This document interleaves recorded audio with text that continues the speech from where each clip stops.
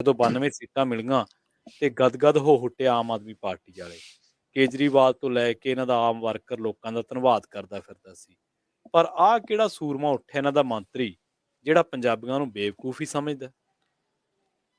ਪ੍ਰਵੀਨ ਜੀ, ਪੰਜਾਬ ਦੇ ਵਿੱਚ ਪੰਜਾਬ ਸਰਕਾਰ ਦੇ ਮੰਤਰੀ ਹੋਣ ਤੇ ਚੀਫ ਖਾਲਸਾ ਦੀਵਾਨ ਦੇ ਪ੍ਰਧਾਨ ਹੋਣ, ਅੱਛਾ, ਤੇ ਉਹਨਾਂ ਨੂੰ ਇਹ ਨਹੀਂ ਪਤਾ ਕਿ ਮੈਂ ਜੀਭ ਤੇ ਉਹ ਕਿਹੇ ਜਿਹੇ ਸ਼ਬਦ ਰੱਖਣੇ ਆ, ਮੇਰਾ ਉਚਾਰਨ ਕਿਹੋ ਜਿਹਾ ਚਾਹੀਦਾ ਹੈ, ਮੇਰੇ ਸ਼ਬਦਾਂ ਦੇ ਵਿੱਚ ਮਿਠਾਸ, ਹਲੀਮੀ ਕਿਹੋ ਜਿਹੀ ਚਾਹੀਦੀ ਹੈ। ਸੋ ਇਹ ਆਪਣੇ ਆਪ ਸਵਾਲ ਹੈ ਕਿ ਅਸੀਂ ਕਿਉਂ ਮਤਲਬ ਕਿ ਇਹ ਭਟਕ ਜਾਂਦੇ ਆ, ਜਾਂ ਕੀ ਇਹ ਸੱਤਾ ਦਾ ਨਸ਼ਾ ਹੁੰਦਾ ਹੈ, ਜਾਂ ਇਹ ਲੱਗਦਾ ਕਿ ਜੋ ਅਸੀਂ ਬੋਲ ਰਹੇ ਹਾਂ ਹੁਕਮ ਬਣ ਕੇ ਅੱਗੇ ਚੱਲ ਜੂਗਾ, ਫਰਮਾਨ ਬਣ ਜੂਗਾ, ਜਾਂ ਲੋਕ ਚੁੱਪਚਾਪ ਸੁਣ ਲੈਣਗੇ। ਇਹ ਕਿਉਂ ਭੁਲੇਖਾ ਹੁੰਦਾ? ਚੀਫ ਖਾਲਸਾ ਦੀਵਾਨ ਦੇ ਪ੍ਰਧਾਨ ਨੇ ਤੇ ਪੰਜਾਬ ਦੇ ਵਿੱਚ ਕੈਬਨਿਟ ਮੰਤਰੀ ਨੇ ਇੰਦਰਵੀਰ ਸਿੰਘ ਨਿੱਜਰ ਹੋਰੀ ਜੀ, ਤੇ ਕੱਲ ਕੋਈ ਸਮਾਗਮ ਸੀਗਾ ਅੰਮ੍ਰਿਤਸਰ ਚੀਫ ਖਾਲਸਾ ਦੀਵਾਨ ਨਾਲ ਸੰਬੰਧਿਤ, ਤੇ ਉਸ ਦੀ ਬੈਠਕ 'ਚ ਹਿੱਸਾ ਲੈਣ ਲਈ ਗਏ ਸੀ। ਉਸ ਬੈਠਕ 'ਚ ਹਿੱਸਾ ਲੈਣ ਤੋਂ ਬਾਅਦ ਉੱਥੇ ਪੱਤਰਕਾਰਾਂ ਨੇ ਸਵਾਲ ਕਰ ਲਏ, ਕਿਉਂਕਿ ਪੰਜਾਬ 'ਚ ਇਸ ਮੌਕੇ ਪਾਣੀਆਂ ਨੂੰ ਲੈ ਕੇ, ਨਹਿਰ ਨੂੰ ਲੈ ਕੇ, SYL ਨੂੰ ਲੈ ਕੇ, ਜਾਂ ਉਹ ਸ਼ਰਾਬ ਵਾਲੇ ਫੈਕਟਰੀ ਵਾਲੇ ਮਾਮਲੇ ਲੈ ਕੇ ਲਗਾਤਾਰ ਚਰਚਾਵਾਂ, ਵਿਚਾਰਾਂ, ਸੈਮੀਨਾਰ ਚੱਲਦੇ ਰਹਿੰਦੇ ਨੇ। ਕੱਲ ਵੀ ਬਠਿੰਡੇ 'ਚ ਕਿਸਾਨ ਜਥੇਬੰਦੀ ਰਾਜੇਵਾਲ ਹੋਰਾਂ ਵੱਲੋਂ ਸੈਮੀਨਾਰ ਰੱਖਿਆ ਗਿਆ ਸੀ, ਚ ਪੰਨੂ ਹੋਰੀ, ਹਮੀਰ ਸਿੰਘ ਪੱਤਰਕਾਰ ਹੋਰੀ ਪਾਣੀਆਂ ਦੇ ਮਸਲੇ ਤੇ ਬੋਲ ਰਹੇ ਸੀ। ਸੋ ਉਸ ਦੇ ਹਵਾਲੇ ਨਾਲ ਕੁਝ ਸਵਾਲ ਨਿੱਜਰ ਮੂਰੇ ਮੀਡੀਆ ਕਰਮੀਆਂ ਨੇ ਕਰ ਲਏ ਪਾਣੀਆਂ ਨੂੰ ਲੈ ਕੇ, ਤੇ ਨਿੱਜਰ ਸਾਹਿਬ ਨੇ ਉਸ ਮਸਲੇ ਤੇ ਆਉਣ ਦੇ ਬਜਾਏ ਕਿ ਧਰਤੀ ਦੇ ਪਾਣੀ ਦਾ ਪੱਧਰ ਜਿਹੜਾ ਘਟ ਰਿਹਾ ਹੈ ਉਹਦੇ ਲਈ ਸਰਕਾਰ ਕੀ ਉਪਰਾਲਾ ਕਰੂਗੀ, ਜਾਂ ਧਰਤੀ ਹੇਠਲੇ ਪਾਣੀ ਨੂੰ ਜਿਹੜੀ ਇੰਡਸਟਰੀ ਸਾਡੀ ਗੰਧਲਾ ਕਰ ਰਹੀ ਹੈ, ਸਾਡਾ ਸੀਵਰੇਜ ਸਿਸਟਮ ਸਾਡਾ ਉਹਨੂੰ ਗੰਧਲਾ ਕਰ ਰਿਹਾ, ਉਹਦੇ ਰੋਕਣ ਦੇ ਲਈ ਕੀ ਯੋਜਨਾਵਾਂ ਹੋਣਗੀਆਂ, ਉਹਦੇ ਬਾਰੇ ਕੁਝ ਟਿੱਪਣੀ ਕਰਨ ਦੀ ਬਜਾਏ, ਸਰਕਾਰ ਦੀਆਂ ਯੋਜਨਾਵਾਂ ਦੱਸਣ ਦੀ ਬਜਾਏ ਗਿਆਨ ਦੇਣਾ ਸ਼ੁਰੂ ਕਰ ਦਿੱਤਾ। ਤੇ ਗਿਆਨ ਵੀ ਇਸ ਕਦਰ ਮਤਲਬ ਕਿ ਕਹਿ ਦਿੱਤਾ ਕਿ ਸਾਡੇ ਜਿਹੜੇ ਕਿਸਾਨ ਨੇ ਉਹ ਹੱਡ ਹਰਾਮੀ ਹੋ ਗਏ, ਉਹ ਆਰਾਮਦਾਇਕ ਹੋ ਗਏ, ਤੇ ਜਿਹੜੇ ਲੋਕ ਨੇ ਪੰਜਾਬੀ, ਉਹ ਪੰਜਾਬੀ ਤਾਂ ਕੌਮ ਏ ਬੇਵਕੂਫਾਂ ਦੀ।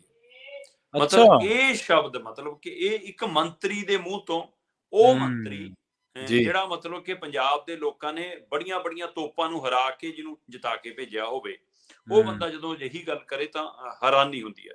ਇਹਦਾ ਮਤਲਬ ਉਹ ਵੋਟਰ ਬੇਵਕੂਫ ਸੀ ਜਿਨ੍ਹਾਂ ਨੇ 92 MLA ਚੁਣਤੇ ਤੁਹਾਡੇ, ਤੁਸੀਂ ਉਹਨਾਂ ਨੂੰ ਬੇਵਕੂਫ ਕਹਿ ਰਹੇ ਹੋ।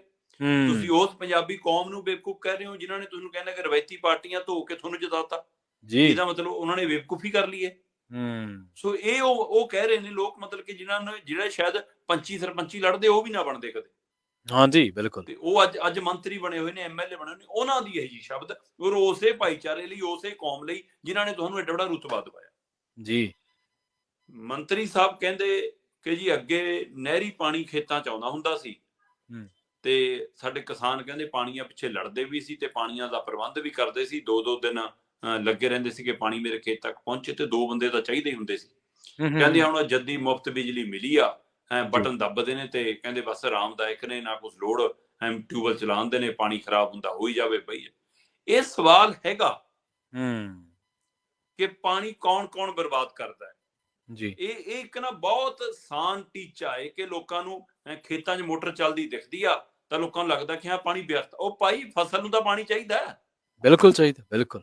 ਕਿਸਾਨ ਨੂੰ ਇੰਨੀ ਤਾਂ ਸਮਝ ਹੈਗੀ ਆ ਨਾ ਕਿ ਜੇ ਮੈਂ ਵੱਧ ਪਾਣੀ ਲਾਊਗਾ ਮੇਰੀ ਉਹ ਫਸਲ ਖਰਾਬ ਹੋਣੀ ਹੈ, ਉਹਨੇ ਵੱਧ ਪਾਣੀ ਕਿਉਂ ਚਲਾਉਣਾ? ਉਹਨੂੰ ਨਹੀਂ ਪਤਾ ਕਿ ਹਾਂ ਮੇਰੀ ਫਸਲ ਨੂੰ ਕਿੰਨਾ ਪਾਣੀ ਦੀ ਲੋੜ ਹੈ ਜੀ।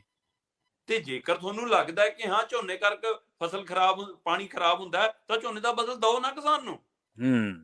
ਦੇਣਾ ਦਓ ਭਾਈ, ਤੂੰ ਆਲੂ ਬੀਜ, ਅਸੀਂ ਇੰਨੇ ਪਾਤੇ ਚੱਕਾਂਗੇ। ਆਲੂ ਕਿਸਾਨ ਬੀਜ ਲੈਂਦਾ, ਜਿੰਨੀ ਉਹਦੀ ਲਾਗਤ ਹੁੰਦੀ ਉਹਦੇ ਨਾਲੋਂ ਵੀ ਘੱਟ ਤੇ ਨਹੀਂ ਚੱਕ ਹੁੰਦਾ।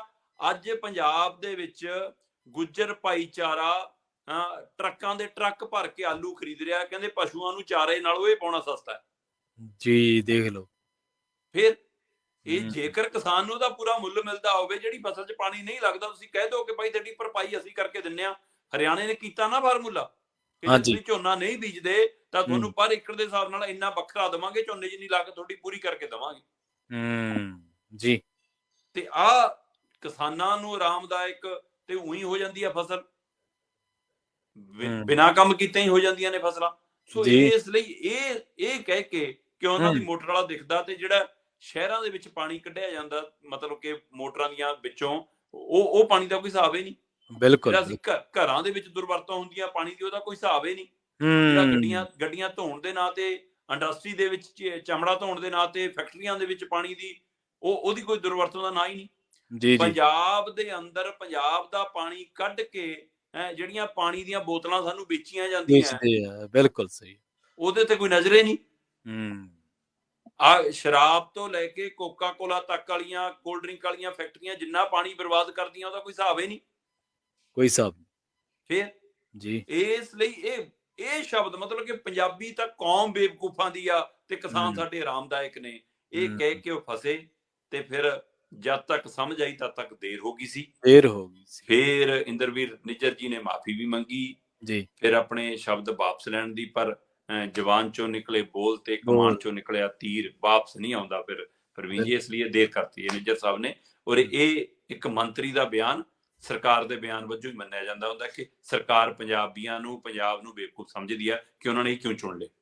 ਕਮਾਲ ਦੀ ਗੱਲ ਹੈ ਸ਼ਰਮਾ ਜੀ, ਅੱਜ ਤੋਂ 7-8 ਮਹੀਨੇ ਪਹਿਲਾਂ ਭੰਗੜੇ ਪਾਉਣ ਵਾਲੇ ਲੋਕ ਅੱਜ ਪੰਜਾਬੀਆਂ ਦੇ ਖਿਜੇ ਫਿਰਦੇ ਆ, ਅਜੇ ਤਾਂ ਸਾਲ ਵੀ ਨਹੀਂ ਹੋਇਆ। ਹਾਂ,